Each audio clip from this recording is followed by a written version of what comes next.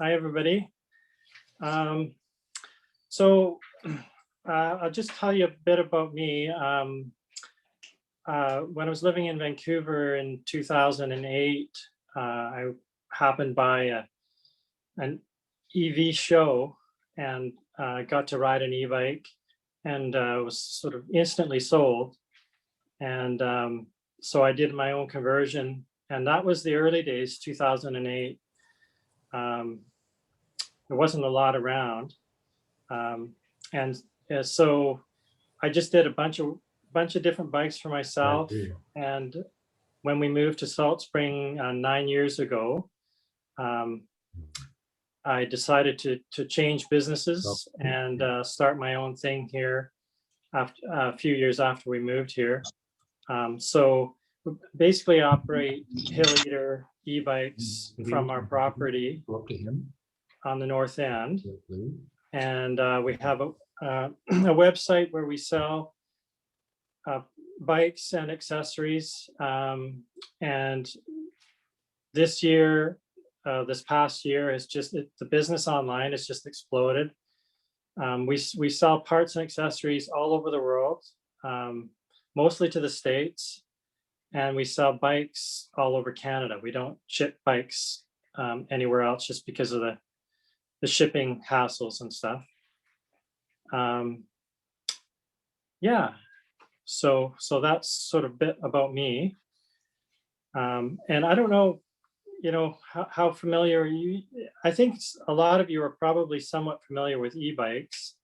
But I can just go quickly over the rules for e-bikes. So what is an e-bike? And basically there's a power rule.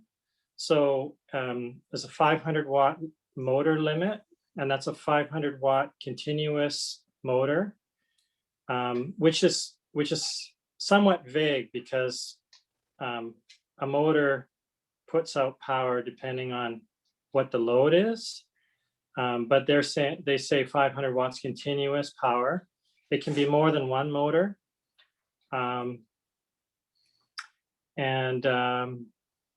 Let's see, I've actually got it up here so that I don't forget. The motor has to have a brake shut off. So if you squeeze the brakes, it must shut the motor off. It can have a throttle or a pedal assist system. You can't have a generator on the bike, which is interesting. So you can't bring along your Honda generator and strap it to your trailer and have a hybrid. That's not allowed. And that's about it.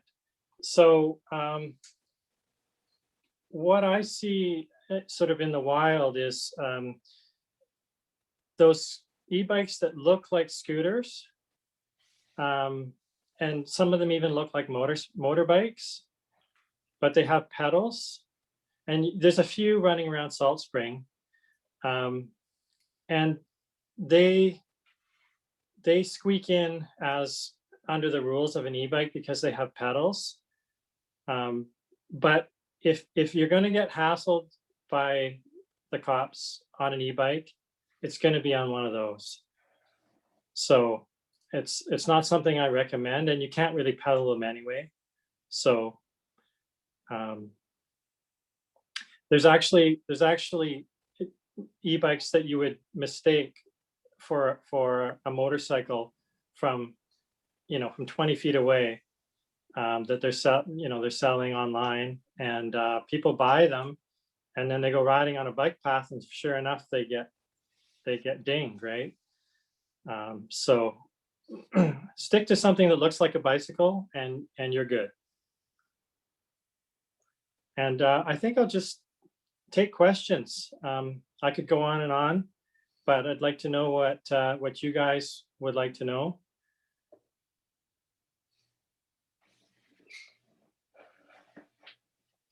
And I'll bring the chat up here so I can see. Yeah, we got one here. what is the frequency of battery replacement? So it depends. I've seen batteries having to be replaced in as little as 2 years for somebody who's commuting and has a smaller battery. So if they're, if they're commuting 5 days a week and they're running the battery down most of the way every time, that could be, but more typically it's something like 4 years. And it can, I've seen batteries still in use after 6 years. Okay, another question. Do wider tires use up more power? No, not necessarily. It really depends on how much you inflate them. Now, if you're talking about, there's wider tires and then there's fat bike tires. So if you have a standard bike and you put, say, a 2.5 inch tire, a balloon type tire on a standard bike, I would say that's a large tire. But it's really not going to slow you down, and you'll probably be safer on it, especially if you're on any gravel or if you're, on less an ideal road. As long as you keep it well inflated.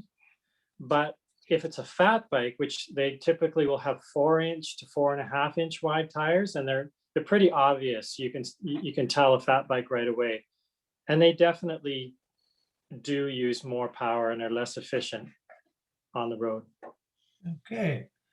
A question about charging cycles. Is it important to not fully charge or discharge the battery?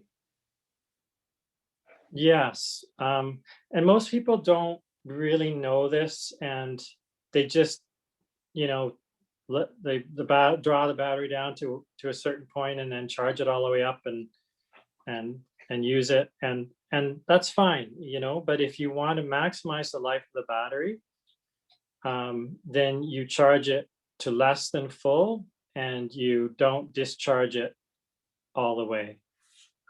So the more the battery sits in the middle of its range, the longer it's going to last. And that's true for a bike or a car or anything that's using a lithium battery. Okay. And you can get special chargers. They're not cheap, but if you put a lot of money into a big battery, you can get a special charger that will only charge the battery to say 80 or 85%. And we sell those quite often, especially with a large capacity battery, because you're not necessarily going to use the capacity every day. And so you don't need the full charge. And then when you do need the full charge, you can just charge it up all the way. But if you're not charging it up all the way every time you use it, then you'll get a longer lifespan. Okay, question about costs, bikes, batteries. Yeah. So the sort of popular mass market e-bikes that are typically available online are somewhere around the $2,000 mark. You can probably get an e-bike at Costco for maybe $1,600 to $1,800. The mid-drive bikes, the brand name mid-drive bikes, will start around the mid $3,000 range. And I personally, if you're looking to get a bike that's going to last you and you're going to use it fairly often, then you're probably looking around the high $2,000 mark as a starting point for Okay. something that's not going to let you down. Okay. What would be the best commute trail bike for a teenager, specifically robustness and ease of operation?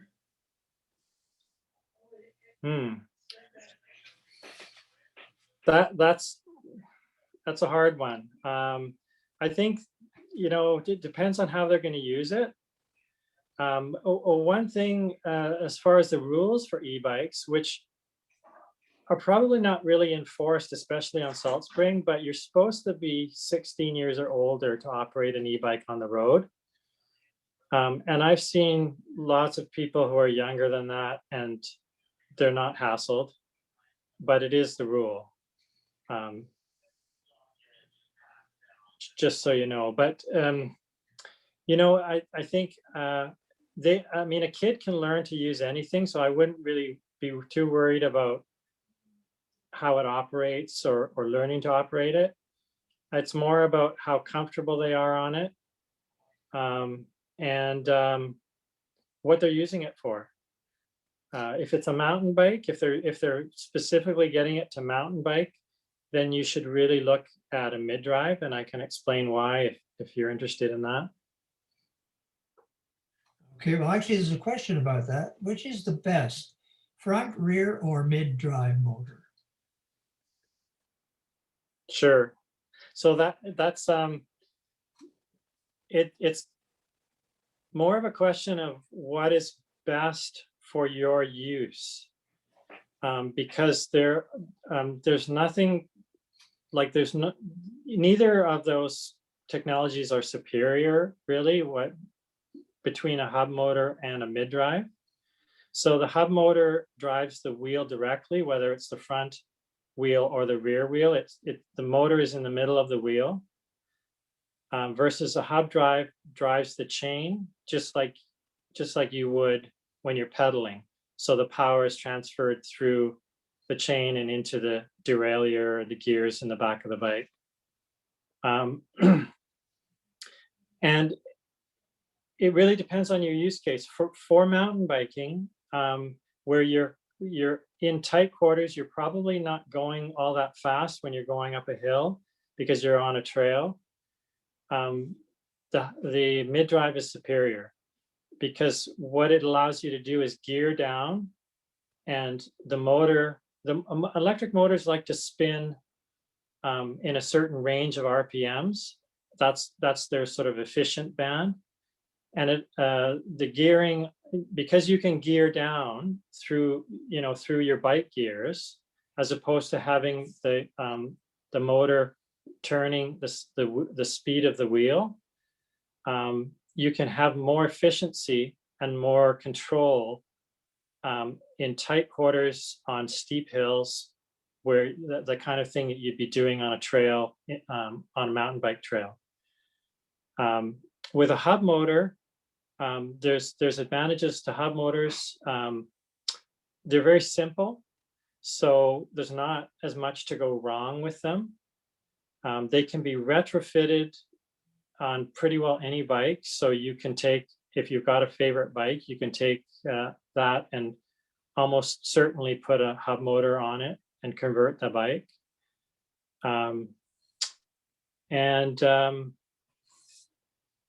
I actually prefer hub motors for most use cases, because of the simplicity, and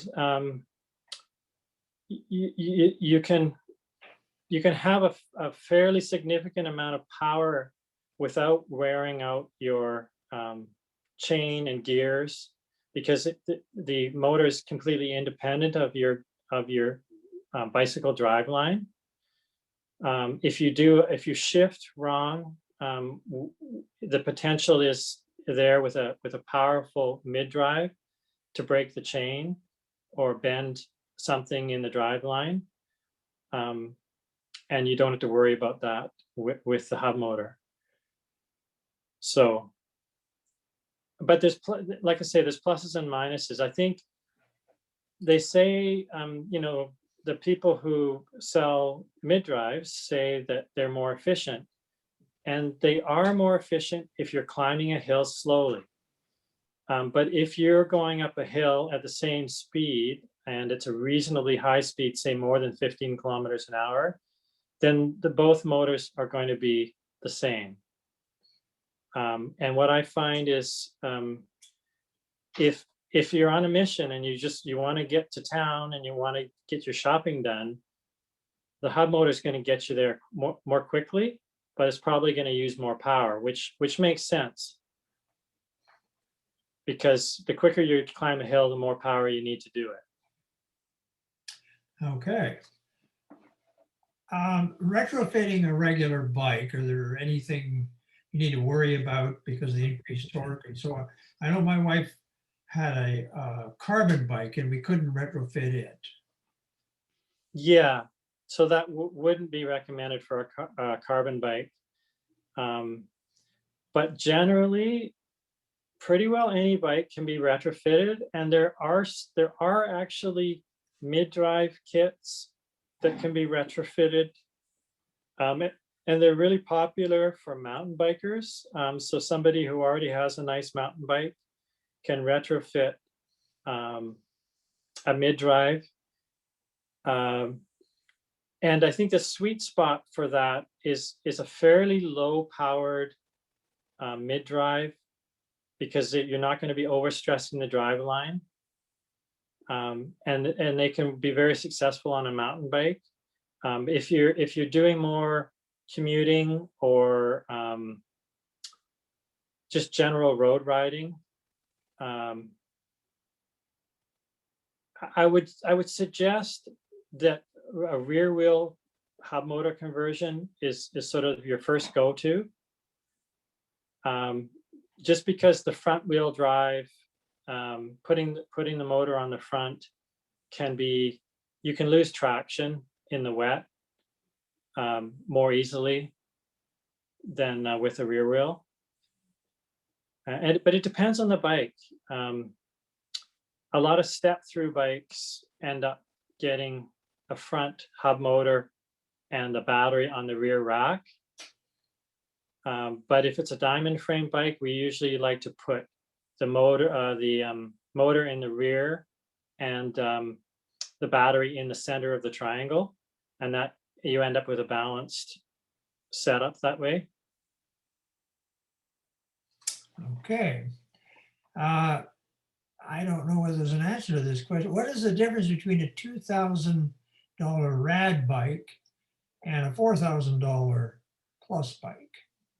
Right. Okay, so it's a good question. We have a $4,500 bike.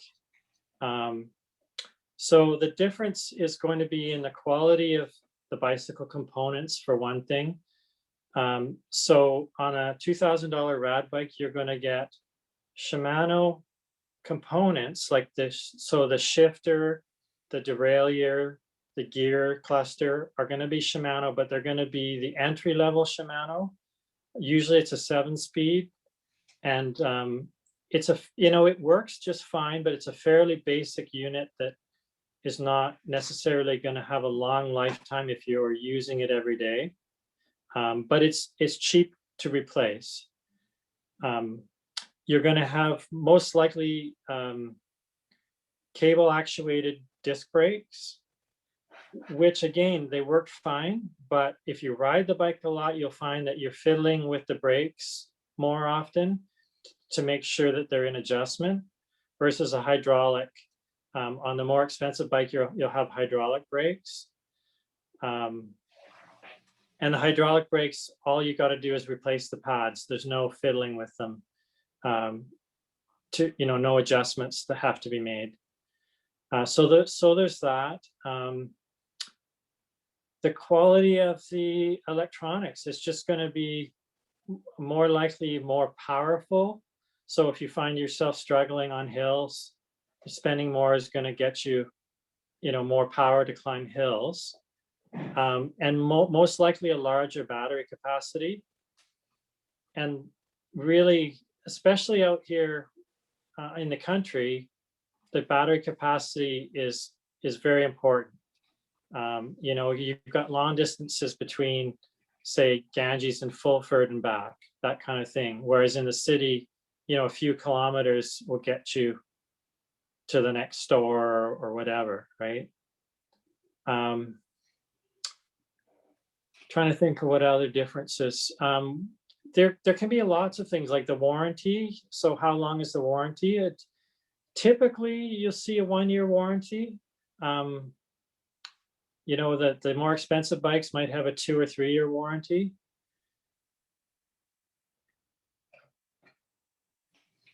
Yeah, I don't know. I'm trying to think of what else there would be. It's mostly in the quality. And I think if you're a Sunday driver, so you wait for a sunny day and you take the bike out and you know, do a loop of the North End or something like that, then a $2,000 bike will probably suit you just fine. But if you're using it day to day for shopping and you know, you're depending on it more, then investing more money is going to pay back in the long term. Okay.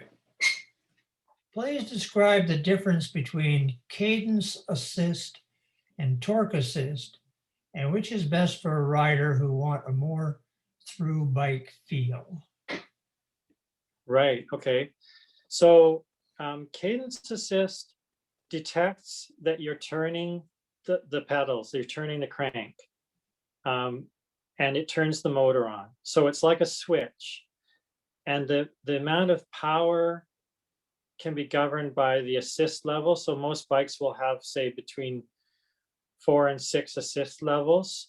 So you can turn the assist level up or down, but as soon as you start to pedal, the motor will come on to a preset level. Say maybe it's 100 watts or 200 watts or 400 watts or whatever it is set up to be.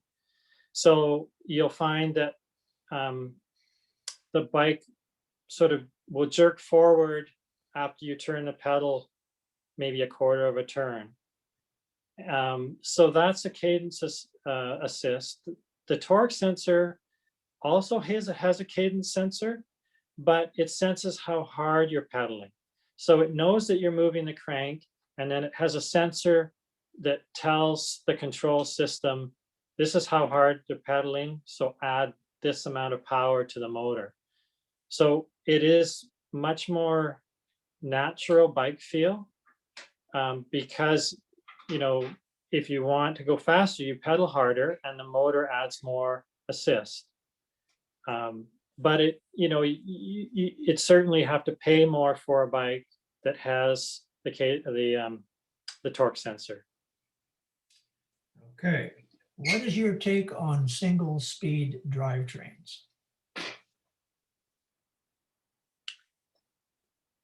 It can work. You know, some of the juice bikes that you may see around town, that there's sort of a long, low bike with a 20-inch wheel. The rental place rents them out, so you see whole groups of people on them. Well, most of them have a 3-speed, but some of them came with a 1-speed, and it makes you completely reliant on the motor because they have to gear it so that, you know, it's a compromise, right? They have to gear it so that you're not spinning out and not able to pedal at, say, 20 or 30 kilometers an hour. It might be geared to pedal at something like 20, 25 kilometers an hour. So you're not, if you're going slow, you're not really adding much, you know, in the way of power to propel the bike. I think it would work really well in a flatter area. I've seen, I know Rad has a single speed that they've come out with, and the thing is they've made it really light and simple. And I think it might work well, you know, if you were living in Richmond or Delta or something like that. I think I guess you would probably not really know that you're missing too much unless you had another bike with the gears, and you could, you know, you could experience being able to pedal at a faster speed and also add more at a slower speed. So that's my 2 cents on that. Okay. How about regen on bikes, regenerative braking? Sure. So there's only one type of motor, at least up until this year, that would do regen. And it's a hub motor, but it's a specific type of hub motor. So there's two different types of hub motor. One, the motor turns with the wheel at the same speed as the wheel. So it's basically the wheel is a motor. And the other type is a geared hub motor, and it's actually much more common. And it has a small motor that runs about 5 to 6 times the speed of the wheel that's enclosed in the center of the wheel. And the reason those are popular is they can be lighter than the direct drive motor. And they're generally better hill climbers because of the gear reduction. So the motor is able to spin at a higher RPM where it's happy, and climbing a hill, it's generally a better system for most people. So the regen is only available on the direct drive hub motor because the geared hub motor has a clutch that disengages if you're going faster than the motor. So if you're coasting or you're braking, the clutch is disengaged. Otherwise, you'd have quite a bit of drag from that motor running through the gears. And you'd notice it as a drag when you're not using the motor if you're coasting. But recently there is a specific hub motor that is a geared hub motor that has regen, which is a pretty exciting thing. It's something that we're actually using on our top of the line bike. And the thing with regen is you don't really get a lot back in terms of, you think you're going to go up one side of a hill and then regen down the other and end up with the same amount of power in your battery. It's just not how it works. You would typically see somewhere between 5 and 10% back, depending on how you ride. In city stop and go city riding, you'll get more back. If it's hilly area, you'll get more back. If you're doing long stretches of more flat roads, you won't see too much regen because you're just not on the brakes that much. Okay. But sorry, Dennis, one more thing. Yeah. What regen is really good for is slowing the bike down in a nice, smooth manner and not wearing out your brake pads. And what I've found is the heavier the bike is and the more powerful the bike is, the more useful the regen is. It really does save on your brake pads. And it also will slow down a fast, heavy bike without worrying about overheating the disc brakes, that kind of thing. Okay. Can you talk about battery life and replacement costs? Sure. Yep. So typically 3 or 4 years, unless you're commuting with a small battery, as I said before, then it could be as little as 2 years. And replacement costs, they start at about $600, and it really depends on the size of the battery and the manufacturer. So if you're going for a brand name bike that has one of the Bosch or Shimano or Yamaha mid drives, something like a Trek, they kind of got you, and they're going to charge a premium for a relatively small battery. You could be easily paying $1,000 for a replacement battery, or even more, $1,200 I've seen. And when I'm talking small battery, I mean, we talk about watt hours. It's the best way to quantify the power in a battery. And a small battery is between 300 and maybe 500 watt hours. And we're seeing more in the region of 600 being an average battery these days on a lot of bikes, and then 7, 8, 900 or 1 kilowatt hour is a large battery. And of course, the bigger the battery, the more it's going to cost to produce it to some degree. But it's also about the brand, and if there's a proprietary battery that you can only get from that manufacturer, then you're going to be paying a premium for it because there's nowhere else you can get it. Okay. Another question about single speed drivetrains with different levels of assist and therefore a variety of speed. Sounds more like a statement than a question, but Yeah, you're still going to be limited by the speed of your pedaling. So if, depending on the way the bike's geared, your sweet spot is going to be fairly limited as to pedaling. You may be able to pedal normally between, say, 20 and 30 kilometers an hour, or 15 and 25 kilometers an hour. And you can probably make that work just fine, but I think you are missing out by not having the gearing.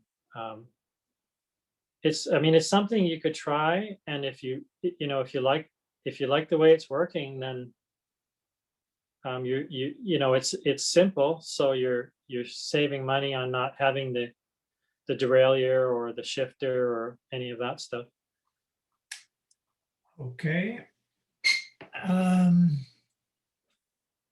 My e-bike does not meet the rule requirement for a motor shutoff when braking. Is this easy to add? It depends. It really depends.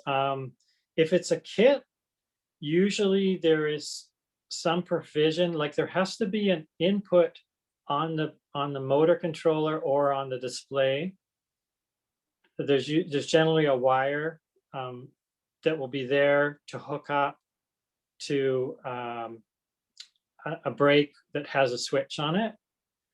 There are retrofit kits, so you can add the brake cutoff switch to any brake handle, basically. It's either uses a magnet and a magnetic switch, or a little wire and a little switch that is actuated by the lever. So one thing is, if you don't feel unsafe with it, then I wouldn't worry about it being against the law, because nobody's enforcing it, especially on Salt Spring. But if you feel like it would be a good safety thing, and then it can usually be added if it's a kit. I would, the question should go to the kit supplier or the bike supplier. They should have something there. Okay. Can you replace batteries with any brand after they reach the end of their life, or does it have to be the same as original? Yeah, that's a really good question. And again, it depends. So if you buy a brand name bike that has a proprietary battery system, then often no. And most of the sort of big brand bikes, you can't change it. On a kit, you almost certainly can, because the connection to the battery is simply the plus and minus leads that supply the power. If there's more going on there, like I know Bionics, for one, which was a kit supplier actually, but they were fairly unique. They had some electronics in the battery, and there was a bunch of connections to the bike. So there was no way to change the battery. You had to get a Bionics battery, or the whole thing wouldn't work. Um, on our bikes, it is somewhat proprietary, like the battery fits into the frame. But having said that, you could, if you know what you're doing, fairly easily add a second battery or replace that battery with another battery that you put on the rear rack, because the connections are just the plus and minus power from the battery. Okay, well, I have a follow-up question of my own. I have a trek bike with a Bionics conversion. And is there a workaround if I ever need to replace the battery, or do I just discard the whole kit? Yeah. So Bionics, as you know, went out of business. There are folks who are rebuilding Bionics batteries. We don't do it because it's a fairly specialized thing. It's like, you know, you really have to be focused on that.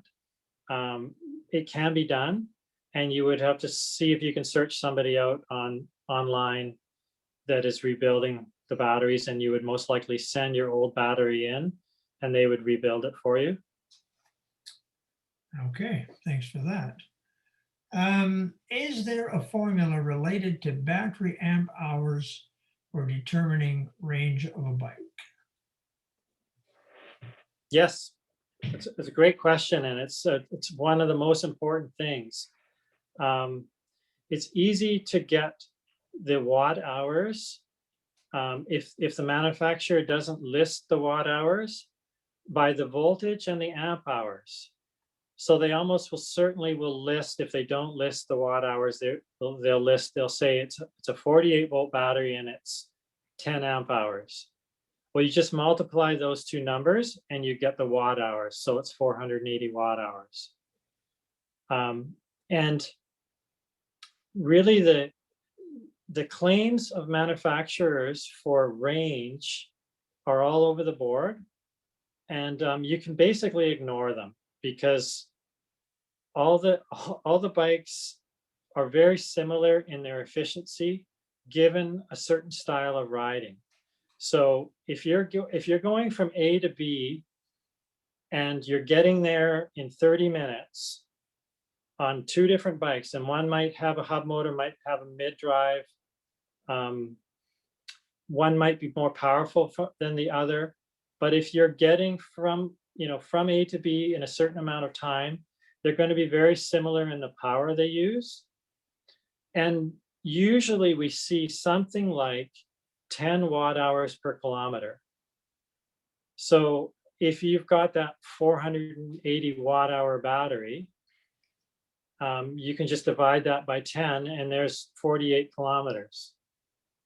Okay, but you don't want to run the battery all the way down. It's just like saying your car, on a full tank of gas that goes 500 miles, but you're not going to drive 500 miles without stopping at a gas station, right? Because you don't want to run out of gas. So you probably want to multiply that 48 kilometers by, say, 0.8 to get a reasonable guaranteed number that you could do. And that's not going hell bent for leather and not pussyfooting it, but just sort of average e-bike riding. It will be somewhere in that ballpark. It might be 12 watt hours per kilometer. It might be 8 watt hours per kilometer. And it can be a lot more if you just really goose it and go as fast as you can. It can be double that. Okay. Is your shop open for walk-ins or only by appointment? Do you offer trial runs of your bikes? Yes. So we're open by appointment because we're running it out of our property. So basically, you can just either email us and give us a call, and we'll send you out on a bike if there's something that looks like it might work for you.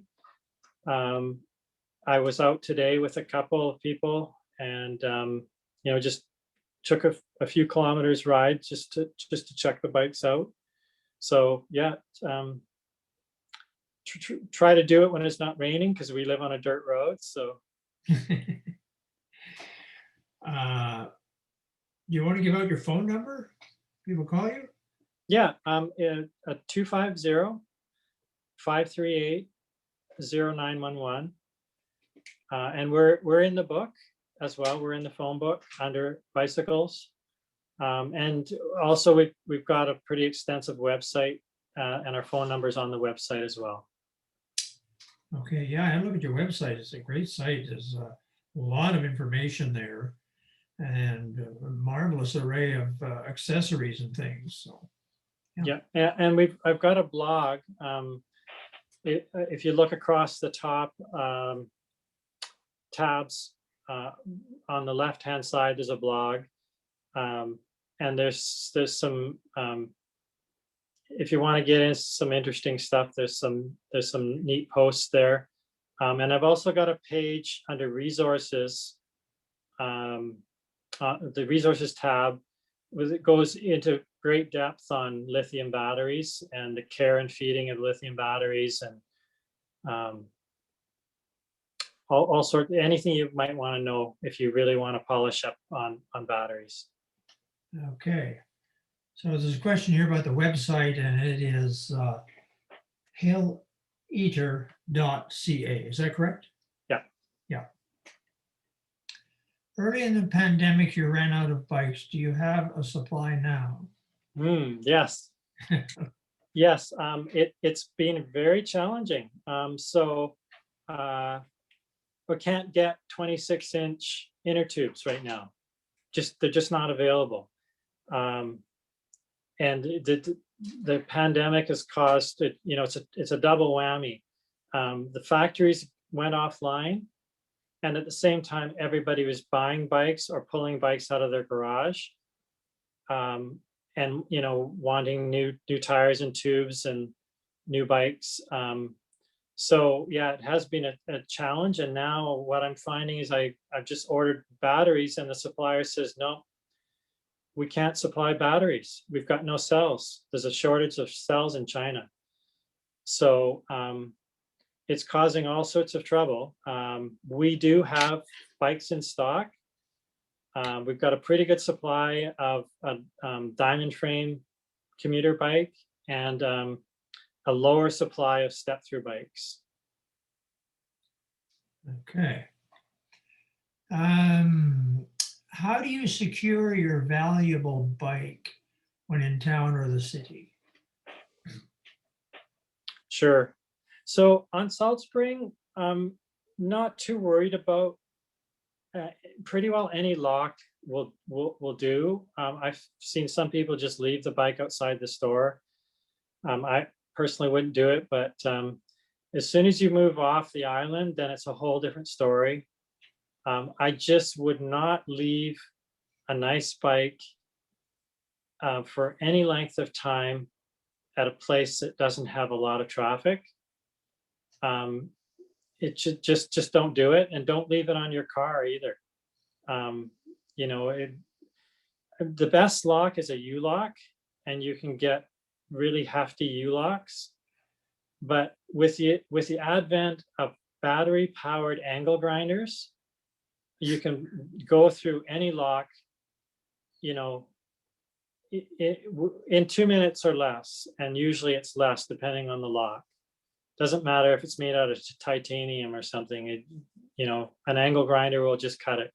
Now, if it's in the middle of a sort of busy sidewalk area, you would hope that the person with the angle grinder is not going to attempt, to power up their angle grinder.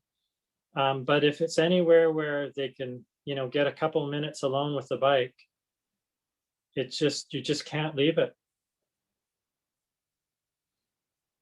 Okay. All right. Well, that is the last question we have. Nobody else have a question for David?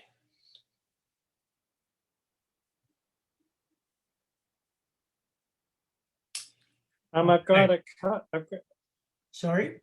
I've got a couple of things on my list here to think about when you're buying a bike. So service, um, local service goes a long way.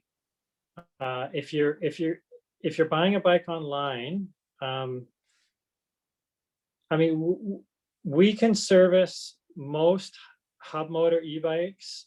Um, Sean can service the brands that he sells. So if it's something else, then it may become a do-it-yourself project. And if if you can get support from the manufacturer to send you parts, you might end up having to do it yourself. Like I said, if it's a hub motor bike, generally we can repair it if we can get parts from the supplier. So we've done that on a number of occasions where somebody will hand us the parts that they've gotten, or put us in touch with the supplier, and we'll figure out what needs to be replaced and replace it. But again, local service goes a long way. And long term, a bike that doesn't have a lot of proprietary parts on it. So again, it points to a conversion or a hub motor bike. It's much more serviceable. I just serviced a couple of bikes from 2008 or so that I was able to get fully functioning again, after batteries had worn out and some other various problems, just because of the simplicity of it. So something to think about. And also upgrades. The kits are more amenable to upgrades. So say you got a kit with a hub motor. Usually it will come with a hub motor, a controller, and a display. And it may come with some sort of sensor, either a torque sensor or a cadence sensor. And it's very likely that after 5 years, if you feel like that is not performing up to expectation, that we could change out some of the parts, probably keep the same motor, and upgrade the performance, maybe change it to something that would have torque sensing instead of just cadence sensing. It's not going to be a cheap thing necessarily. You might have to spend several $100s, maybe even $1,000 to do it, but it's possible to do. So that's something to think about. I'm just looking at the rest of my list here to see if there's anything that We hasn't had been answered. few questions pop up. Okay. What about taking out the battery to secure your bike when shopping?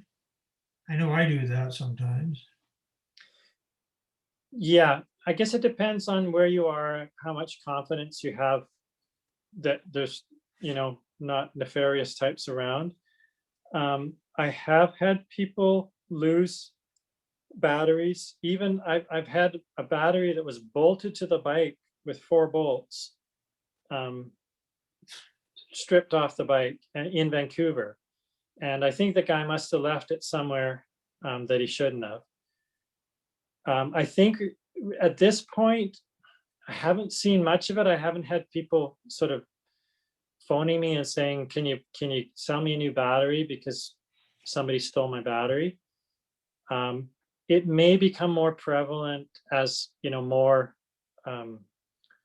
the bikes become more common, and thieves may look at a certain battery and say, oh, I want that battery, because mostly the batteries are not much use unless you have the same bike, right? Right. Okay. Accidents. Are e-bikes more likely to lead to injuries? I would say no. But so here's my take. I think e-bikes, especially on South Spring, are probably safer than a regular bike because you can get out of a situation more quickly. So if you're on a hill say, you're traveling north from Central and you're on that little hill where the church is, you can be up and over that hill in 10 seconds. Versus if you're riding an unassisted bike, you're going to be wobbling up that hill with the possibility of, having frustrated drivers behind you, right? And if you know that hill, you don't want somebody passing you on that hill because it's a blind corner and a blind hilltop, right? So I would personally, I think e-bikes are safer to ride because of that power that enables you to get out of a situation. But if you do wipe out, you may just be going faster and the consequences may be worse. But having said that, the wipeouts that I've heard of in the past few years have mostly been on Ganges Hill, people going down Ganges Hill, right?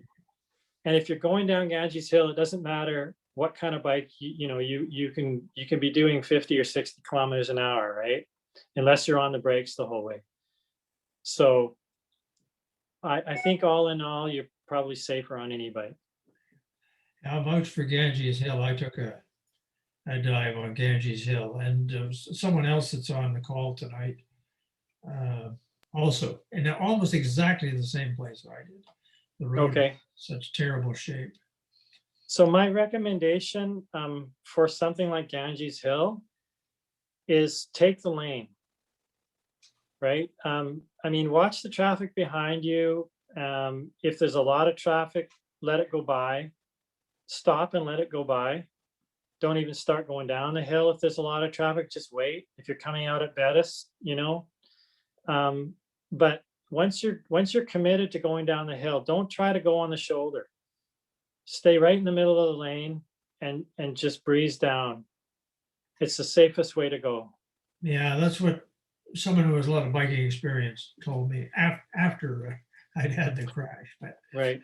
okay, do you service rad bikes? Yes. So we don't have a stock of rad bike parts, but we can certainly help diagnose a problem with a rad bike. Some of the time it's just something that we can fix if it's a wire that's come loose or a connector that we can repair. And we can certainly interface with rad and get spare parts if they're available from rad. We can, if we can get the parts, we can fix it. Okay. Can you, how do bikes retrofitted with a kit compare to a true e-bike? Sure. So there's as it can be just as good or better, really. And it depends on the kit. So we're a dealer for Grin Technologies, which is a company out of Vancouver, and they're world famous in the e-bike community for their high quality kits and parts. They make something called the Cycle Analyst, which is the best display for an e-bike. It's not necessarily the sexiest, but it's the most sort of flexible, and it gives you the most information, useful information. So experienced e-bikers, worldwide use at least some of the parts from Grin for their conversions. So anyways, what I'm trying to say about the conversions is that you can get all sorts of qualities of conversions. You can go on eBay and get an e-bike conversion for $500 or something, and it might be just a total waste of money. It probably is a total waste of money. The first time it rains, the motor's probably going to get water inside it. It's just, I've had experience with these things. So, given a quality kit, there's no reason that the bike can't be as good or better than an e-bike, sort of a built e-bike.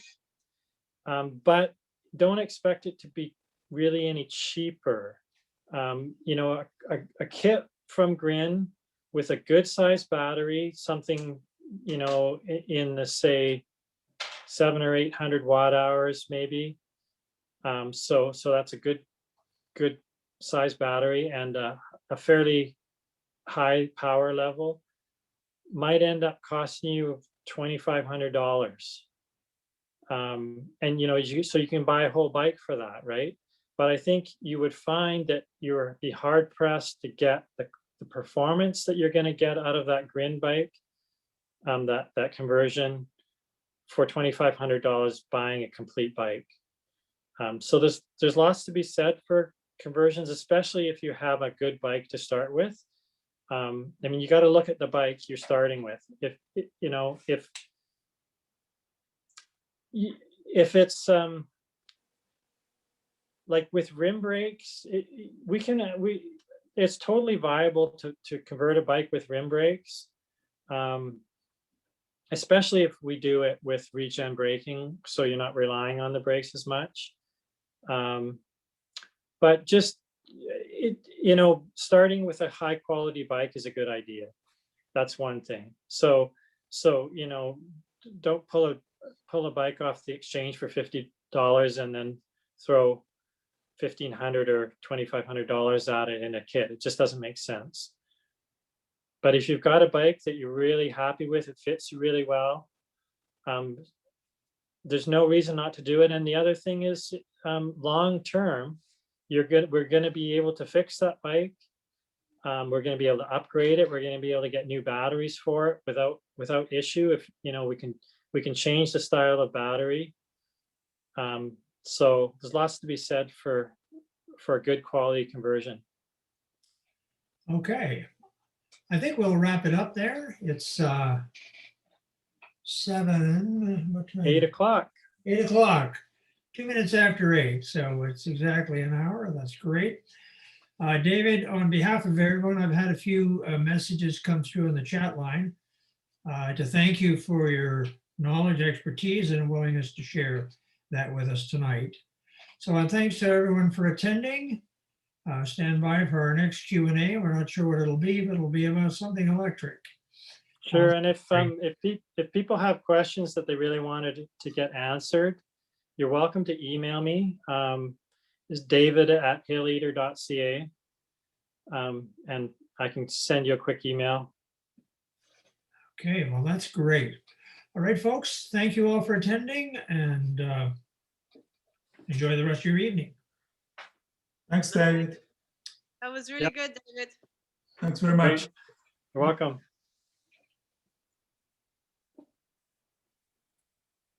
Thank you so much, David. That was great, both of you. Oh, good. You're welcome. Okay. I enjoyed it. Hey, Tom. And Richard. Hello, Richard. Okay. Good night, everybody. Good night. Thanks, Dennis. Thank you. Well done. Thank you. Great.